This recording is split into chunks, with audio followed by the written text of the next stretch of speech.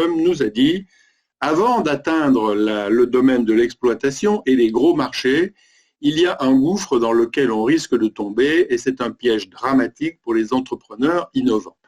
Alors, d'où vient ce gouffre et comment est-il si facile d'y tomber?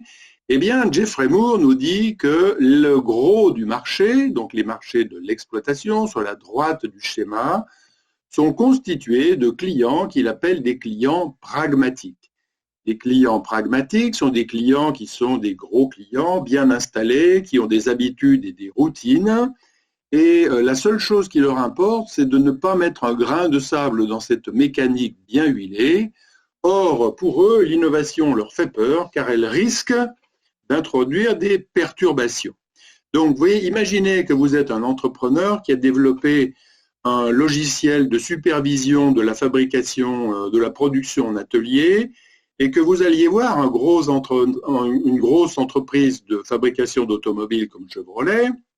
Chevrolet va vous dire, magique votre produit à base d'intelligence artificielle et de réseaux de neurones, mais revenez me voir dans 5 ans.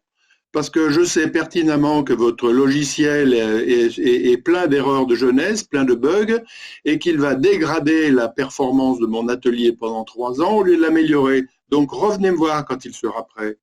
Et si maintenant vous vous adressez à des produits de consommation, vous allez rencontrer un supermarché et vous leur dites, voilà, nous avons inventé un super produit, c'est un nouveau soda goût papaye mangue, il a un goût délicieux.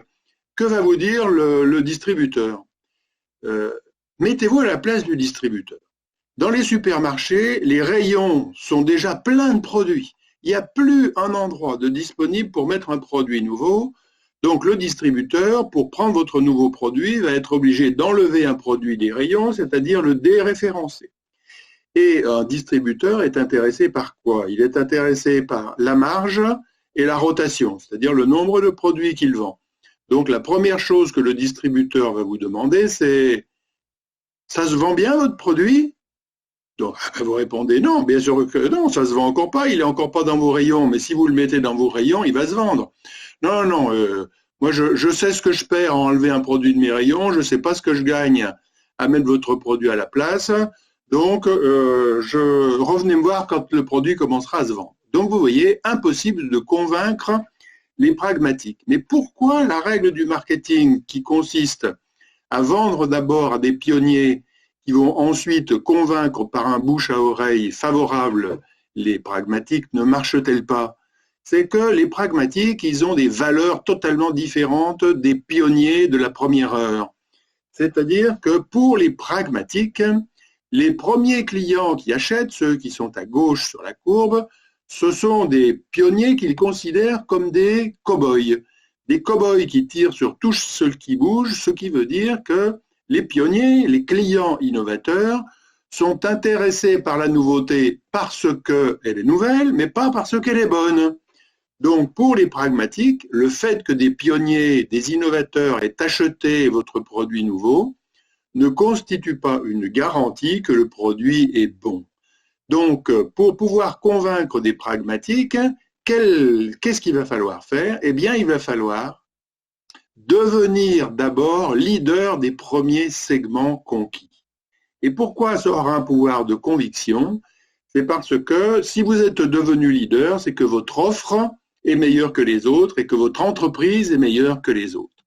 Donc, en résumé, une start-up n'est pas en miniature ce qu'elle sera en grand dans 5 ans. Qu'est-ce que ça veut dire? Ça veut dire qu'au début de sa vie, une entreprise qui démarre a certaines caractéristiques. Elle va ressembler à ça, et puis une fois qu'elle aura franchi le gouffre, elle aura d'autres caractéristiques. Ça sera une autre entreprise. Et puis dans 5 ans, ça sera encore une autre entreprise dont on ne connaît pas les caractéristiques.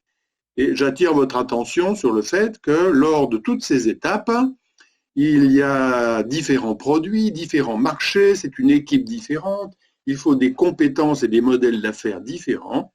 En d'autres termes, au fur et à mesure que l'entreprise évolue, elle change et ce n'est pas la même entreprise. Donc, si vous commencez à raisonner linéairement en partant de la cible, vous avez toutes les chances de tomber dans le gouffre. Donc, vouloir griller les étapes, c'est comme vouloir être adulte sans passer par l'enfance et l'adolescence. C'est juste pas possible, sauf peut-être à passer par la James Dean School of Management qui